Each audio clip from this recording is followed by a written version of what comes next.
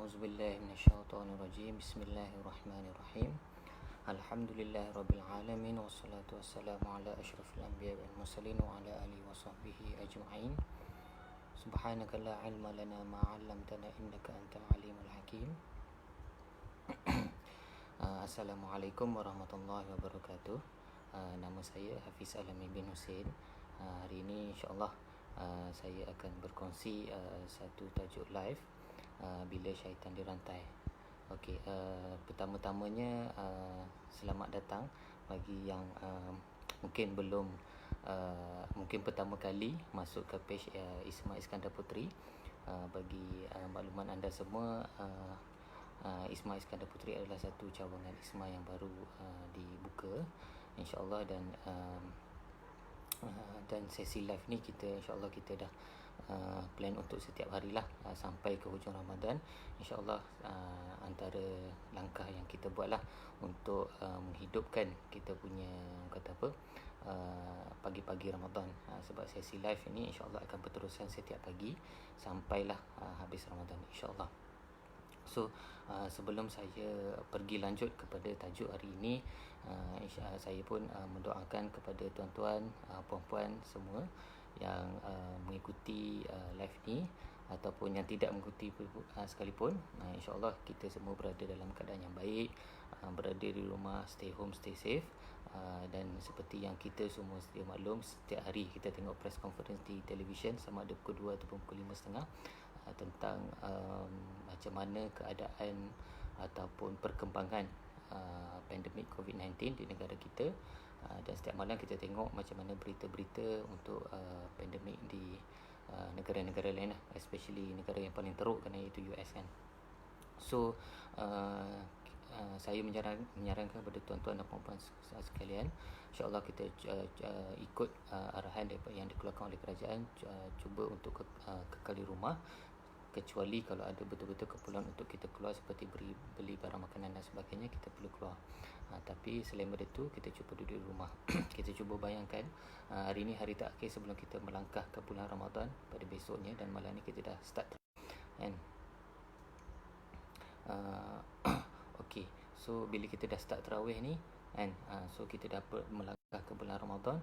Kita bayangkan Ramadan kita kali ni memang betul-betul lain dengan Ramadan yang sebelumnya kan. Maksudnya Ramadan sebelumnya kita still masih lagi bekerja, kita masih lagi hidup seperti biasalah. So kali ni kita anggap Allah bagi peluang yang sangat-sangat orang kata yang mungkin lepas ni kita dah tak jumpa dah. Maksudnya sebulan ni full kita tak perlu fikir pasal kerja. Mungkin kita fikir kita work from home, tapi sebenarnya kita tak perlu pergi dan kita tak perlu balik bagi kebanyakan daripada kita lah. So sebenarnya ini adalah peluang untuk kita fokus 100% ataupun 150%, 110% kepada Ramadan yang ada di depan kita ni. So insyaAllah saya doakan supaya kita semua dapat keluar daripada Ramadan selepas sebulan dalam keadaan yang baik lah.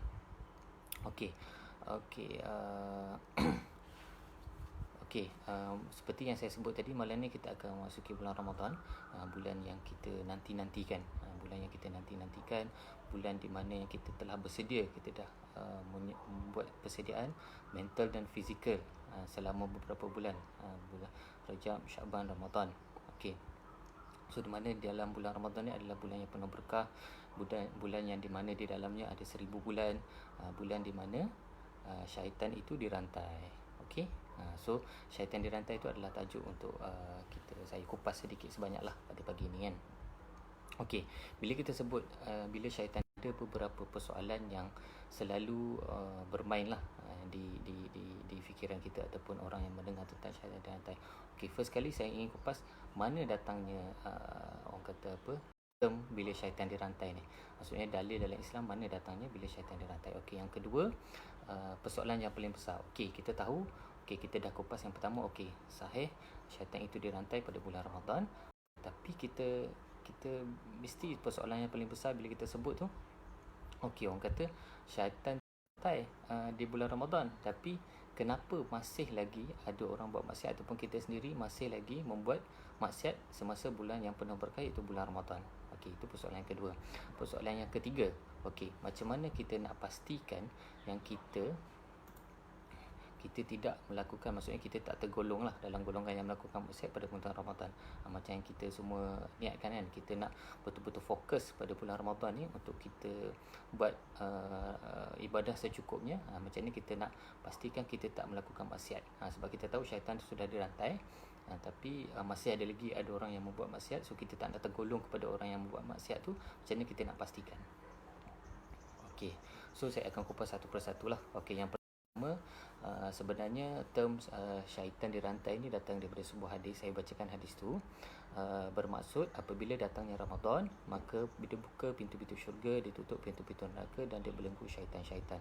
Riwayat Al-Bukhari nombor 1899. Memang orang kata apa, memang jelas lah.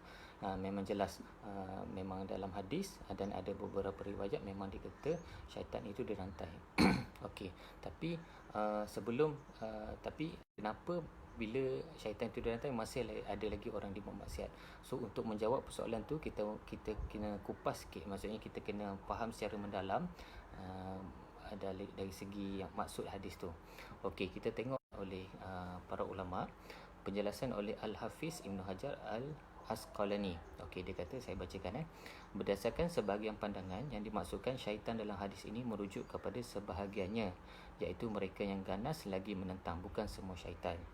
Okey, so dia kata kat sini jelas, dia kata yang dimaksudkan syaitan-syaitan dirantai ni adalah bukan semua syaitan. Maksudnya yang dirantai ni adalah hanya yang kuat mempengaruhi manusia untuk membuat maksiat kepada Allah SWT. Maksudnya kalau kita kata bahasa kita, yang pakat-pakat tinggi, yang mungkin yang general-generalnya lah yang dirantai. Yang pakat-pakat rendah ni masih lagi bebas. Okey, dalam Sahih Ibnu Khuzaimah pula dia kata maksudnya sama. Dia kata bukan merujuk kepada syaitan, kerana sebutan ataupun istilah syaitan-syaitan yang dalam hadis tu ada kalanya digunakan untuk sebahagian daripada mereka. Maksudnya syaitan-syaitan yang digunakan dalam bahasa Arabnya, bukan maksudnya dia dirujuk kepada sebahagian. Maksudnya sebahagian syaitan-syaitan, bukannya ke semua syaitan-syaitan. Okey, kita tengok pula apa yang Fathul Bari sebut. Fathul Bari mengulas lagi dalam topik ini. Okey, dia kata dari sudut lain. Dari sudut lain, syarat puasa dan adabnya. So ini, poin ni kita akan pergi kepada yang ketiga nanti. Lepas tu pula dia kata kita boleh rasa berkurangnya kejahatan bulan Ramadan, di mana kejahatan yang berlaku adalah lebih sikit daripada bulan-bulan yang sebelumnya. So macam kita boleh bayangkanlah, di bulan Ramadan ni memang kita orang kata apa, kita rasa nak contoh macam kita sendiri pun, kita nak buat maksiat, kita nak buat dosa pun rasa alah, sudah-sudahlah, bulan Ramadan ni tak nak berubah kan. Maksudnya bulan-bulan yang sebelum ni kita mungkin kita raw ataupun kita banyak membuang masa dengan benda-benda yang tak berfaedah dan sebagainya. Kita procrastinate, maksudnya kita nak buat sesuatu kita lambat. So bulan Ramadan ni kita cuba untuk put a stop kepada semua benda yang negatif ataupun mazmum, buat something yang bagus lah, something yang bagus, something yang perubahan lah. Sebab perubahan ni walaupun sikit, kalau konsisten itu lebih bagus daripada perubahan yang banyak. Tapi hari ni buat, besok tak buat, hari lepas tu minggu depan pula buat. So dia tak konsisten. So biarlah sedikit tapi konsisten. Okey, so saya dah upas daripada 3 ulama tentang masuk hadis tadi. So saya recap sikit lah. So kedua, maksudnya macam untuk menjawab persoalan yang kedua tadi, walaupun syaitan tu dah dirantai, tapi kenapa masih lagi orang bermaksiat? Sebab syaitan yang dimasukkan dalam hadis tu adalah bukan semua syaitan, tapi syaitan-syaitan yang berpangkat tinggi ataupun syaitan yang kuat pengaruhnya. Dan juga Fathul Bari dia mengulas dari segi topik lain. Dia kata kita rasa berkurangnya maksiat yang dilakukan di bulan Ramadan kerana berkah Ramadan itu sendiri, dan kita rasa dalam Ramadan tu kita betul-betul nak buat something yang bagus lah. So kita nak tinggalkan benda-benda yang negatif. So kita rasa sangat kurang kejahatan ataupun maksiat yang berlaku berbanding bulan-bulan yang sebelumnya. Okey, saya masuk kepada poin ketiga, cepat sikit. Okey, poin ketiga, bagaimana kita nak memastikan yang kita ni tergolong dalam golongan yang tidak melakukan maksiat pada bulan Ramadan. So mesti kita fikirlah, maksudnya kita dah diberi satu peluang keemasan oleh Allah SWT. Maksudnya syaitan tu dah dirantai di bulan Ramadan. So kita nak ambil peluang ni untuk kita betul-betul melakukan ibadah, dan kita tidak mahu tergolong dalam golongan yang masih melakukan maksiat seperti bulan-bulan sebelumnya. Dalam poin kedua tadi dah cakap kan, kita kena betul-betul ambil ataupun kita melakukan ibadah dengan sebetulnya lah di bulan Ramadan. Semestinya kita mesti memperbanyakkan ibadah lah di bulan Ramadan. Satu, kita tak nak melakukan maksiat di bulan Ramadan supaya kita tidak rugi. Sebab bulan Ramadan ni adalah satu bulan saja. So dia masa adalah limited. Memang kita fikir macam sebulan ni lama, tapi sebenarnya bila kita masuk dalam Ramadan tu, kita puasa pejam celik, rupanya sebulan tu dah nak habis. Kita tiba-tiba satu Ramadan, besok tengok kita dah berada di 10 malam yang terakhir. So kalau kita 10 malam terakhir baru kita nak sedar, so kita 20 hari tu dah rugi. So baik kita sedar sekarang. So hari ni adalah hari terakhir, insya-Allah malam ni kita dah start tarawih. Kita cuba letak azam dalam hati kita supaya kita jadikan Ramadan ini adalah Ramadan yang terbaik bagi kita. Macam saya sebut pada awal tadi pun, Allah dah bagi satu peluang keemasan. Saya tak tahu sebelum ni pun mungkin kita tak pernah jumpa Ramadan macam ni, dan selepas ni pun mungkin kita pun tak akan jumpa lagi Ramadan macam ni. Maksudnya kita full Ramadan kita ni kita berada di rumah, dan jika PKP yang ada yang akan sepatutnya tamat 28 hari bulan ni, kalau disambung lagi 2 minggu ataupun sebulan, insya-Allah full Ramadan kita berada di rumah. So kita betul-betul boleh fokus Ramadan kali ni. So ini peluang keemasan yang mungkin kita tak akan dapat dah lain kali kan. Okay, so semestinya kalau kita tak nak melakukan maksiat, kita kena memperbanyakkanlah ibadah tu, sebab kita nak mengurangkan masa kosong. Kita mengurangkan masa kosong kita di bulan Ramadan, kita banyakkan amalan, kita menjaga puasa dan adab-adabnya, sebab puasa pun ada adab-adab dia. Kita banyakkan baca Al-Quran, sekurangnya kita berazam untuk khatam Quran ni sekali. Maksudnya habiskan 30 juzuk sekali dalam sebulan. Kalau lebih banyak lebih bagus. So sekali tu tak kira lah kita baca semasa sembahyang tarawih, kita baca semasa sembahyang tahajud, ataupun maksudnya pada hari-hari kebiasaan bukan dalam sembahyang pun kita baca, untuk kita menghabiskan satu Quran, 30 juz Al-Quran. Kita banyakkan zikir, banyakkan solat tahajud, banyakkan solat-solat sunat yang lain, dan juga bersedekah. Jangan lupa untuk kita bersedekah. Itu komen daripada Kamil. Dia kata maksudnya kita bersedia untuk menyambut tetamu. Kita regard Ramadan tu as tetamu kita, tapi tetamu yang ditunggu-tunggu. Tetamu ni datang setahun sekali je. So kita kena fikir tu. Tetamu ni setahun sekali, dia datang sebulan saja. So kita kena fikir tetamu ni adalah tetamu yang istimewa. Dia membawa berkah kepada rumah kita dan diri kita kan. So kita kena layan dia betul-betul, kita jaga adab. Maksudnya tetamu datang, kita kena jaga adab melayan tetamu lah. Okey, so puasa ni adalah tujuan dia untuk melawan syahwat. So bila syahwat tu lemah, so godaan syaitan yang sampai ke hati kita tu kuranglah, sampai ke hati kita. So kita kena betul-betul puasa dengan betul lah, supaya kita boleh kita training, kita latih diri kita. Nafsu syahwat ni bukan tak bagus. So kalau kita tak ada nafsu syahwat, kita tak nak makan, kita tak boleh nak pilih baju, kita nak warna apa dan sebagainya. Tapi kita kena kawal syahwat ni, kita kena kawal. Okey. So bulan Ramadan ni maksudnya macam mana kita nak memenuhi bulan kita nak mengambil peluang keemasan ni, kita kena kembali kepada fitrah lah. Sebab sebelum, maksudnya bulan-bulan yang sebelum Ramadan ni, kita banyak yang hari-hari terpalit pada dosa dan sebagainya. Kita cuba untuk kembali kepada fitrah, dan untuk kalau kita fikir balik, sebenarnya orang yang di luar sana, orang yang bukan Islam, sebenarnya dia melanggar fitrah. Sebab Nabi SAW dia dah sebut kan, semua orang yang dilahirkan itu adalah dilahirkan sebagai fitrah, maksudnya dilahirkan sebagai Islam. Kalau kita tengok tubuh badan kita sendiri pun memang dia akan ikut fitrah.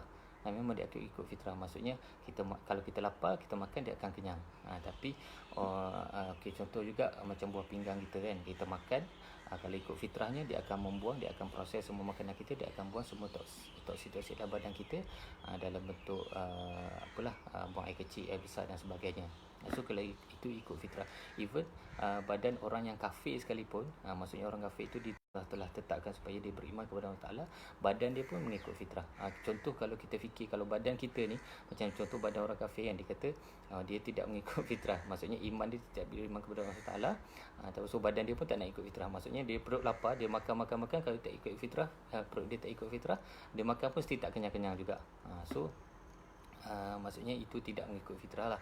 So kita macam kita tengok sekeliling kita pun, alam semesta, bumi, bulan dan sebagainya, semua dah mengikut fitrah yang ditetapkan oleh Allah SWT. So kita sendiri pun kita kena merasakan semua ciptaan Allah sekeliling kita, termasuklah badan kita ni sendiri pun, yang kita, mulut kita yang bercakap, mata yang kita lihat ni pun semua mengikut fitrah. So mengapa kita tak nak mengikut fitrah yang Allah tetapkan kepada kita, iaitu beriman kepada Allah SWT. Lebih-lebih lagi di bulan Ramadan, lebih-lebih lagi dah disebutkan dah kita tadi, orang kata apa, syaitan ni dirantai. Satu peluang keemasan. Lebih-lebih lagi pula di bulan PKP ni ataupun MCO ni, kita hanya 24 hours kita berada di rumah. Apa lagi alasan kita untuk tidak fokus kepada Ramadan kali ni kan. Okey, so sebelum saya masuk, so saya pun dah berada di hujung. So sedikit kesimpulan lah. Maksud syaitan dirantai itu ada kesemuanya lah. Maksudnya kalau kita nak kupas balik, bila syaitan dirantai itu, maksudnya bukan semua syaitan dirantai. Maksudnya yang syaitan-syaitan yang besar sajalah, syaitan-syaitan yang kuat pengaruhnya. Kalau kita terujuk kepada hadis tu, iaitu maradatul jin. Maksudnya syaitan-syaitan yang besar ataupun ganas saja. Selebihnya syaitan-syaitan yang kecil-kecil ataupun yang kurang pengaruhnya itu masih bebas lagi. Sebab tu walaupun di bulan Ramadan syaitan tu sudah dirantai, tapi masih lagi berlaku maksiat, sebab bukan kesemua syaitan itu yang dirantai. Tapi ada juga satu syaitan, satu lagi kita punya dosa-dosa ataupun masih lagi ada pengaruh-pengaruh dosa ataupun nafsu syahwat yang kita bawa daripada bulan sebelum tu, kita masuk Ramadan masih lagi terbawa-bawa. So itu pun akan membantu dalam ataupun menyebabkan kita masih melakukan maksiat bagi setengah orang lah. Macam okey, so dia pun membawa masuk bahawa syaitan tidak bebas menggoda orang-orang beriman. Sebab bulan Ramadan ni macam saya sebut tadi, dia untuk syahwat, melemahkan syahwat. Sebab kita lapar, bila kita lapar syahwat kita lemah. So syaitan ni dia punya pengaruh terhadap diri kita tu akan kurang lah bila syahwat kita dah lemah. Okey, so kita kena ambil bulan Ramadan ni sebagai satu tarbiyah lah bagi kita. Sebab banyak orang disebut pompong Ramadan ni dengan lebih baik kan. Maksudnya kita dah sebulan ni adalah satu training field. Kita cuba ambil dengan sebaik mungkin untuk kita keluar dengan lebih baik lah. Okey, suka untuk saya mengambil satu analogi lah. Satu analogi sebelum sampai saya menghabiskan saya punya perkongsian ni. Sebab sekarang kan tengah COVID-19 kan, COVID-19. So analogi kita, macam saya rasa semua kita kat sini tahu tentang kewajipan dakwah dan tarbiyah kan. Tapi ramai yang tidak aware ataupun tidak tahu tentang kewajipan dakwah kepada orang luar. Tapi kebanyakannya kita tahu, okey, dakwah kepada kita ubah sesengahnya tu, fikir kita ubah diri kita cukup lah. Orang luar terpulang lah nak jadi apa kan. Okey, cuba kita fikirkan, kita analogikan COVID-19 yang berada di sekitar kita, yang berada kat Malaysia sekarang ataupun di seluruh dunia ni, sebagai satu masalah, memang masalah sosial yang begitu teruk, kefasadan yang begitu teruk, yang begitu pekat berada di luar sana. Okey, so bila kita nak dan kita sendiri, kalau kita nak protect diri kita, tu kita analogikan kefasadan kat luar tu adalah masalah sosial lah, masalah sosial yang berada di luar. So bila kita nak keluar, sebelum kita keluar kita mesti train diri kita dulu kan. Maksudnya kita nak kita kuatkan kita punya pemahaman, kita punya keimanan dan juga kepada anak isteri kita, supaya bila mereka keluar nanti diorang tak terkena ataupun tak terpalit dengan dosa ataupun masalah-masalah yang kat luar tu. Okey, so kita nak analogikan kepada bila kita nak keluar dalam masalah, bila ada pandemik kat luar sana, kita cuba pakai mask, kita cuba pakai hand sanitizer dan sebagainya. Okey, tapi bila kita tidak membuat dakwah, kita tak buat dakwah kepada orang luar, kita pakailah mask sekalipun, kita pakailah hand sanitizer macam mana sekalipun, tapi kalau masalah di luar tu sangat banyak, kita tak membuat dakwah, kita tak cuba menghapuskan ataupun menyelesaikan masalah COVID-19 kat luar sana, kita keluar dengan pakai mask dengan hand sanitizer sekalipun, kita still masih terkena lagi dia punya orang kata apa, terkena dengan penyakit tu lah. Sebab tu saya kata tadi, dakwah kepada diri saya, orang yang dekat dengan kita, yang senang kita capai. Contoh yang first kali, family kita, kita punya anak-anak, kita punya isteri-isteri, jiran-jiran, rakan sekerja. So itu adalah circle of friend ataupun circle of people yang kita boleh touch secara langsung kan. So itu satu orang kata apa, analogi yang kita boleh faham lah. Walaupun kita pakai, maksudnya diri kita ni ataupun anak-anak kita tak boleh nak pastikan anak-anak kita ni berada dalam macam mana kawan-kawan dia. So kita tak tahu. So kita, salah satu cara yang kita boleh buat, kita cuba dakwah orang di luar sana supaya orang di luar sana boleh menyediakan anak-anak yang baik. So nanti kita tak tahu anak kita kawan dengan dia. So kalau anak dia tu bagus, insya-Allah sama-sama akan ingat memperingati antara satu sama lain. So insya-Allah terima kasih kepada yang orang kata apa, yang follow FB Live ni. So sedikit sebanyak itu saja yang saya boleh kongsikan kepada anda semua.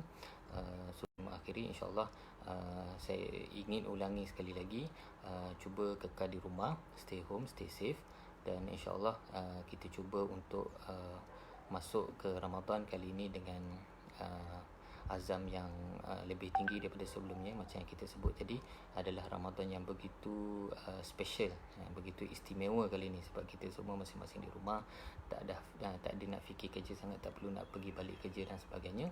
So insya-Allah setakat itu saja. Assalamualaikum.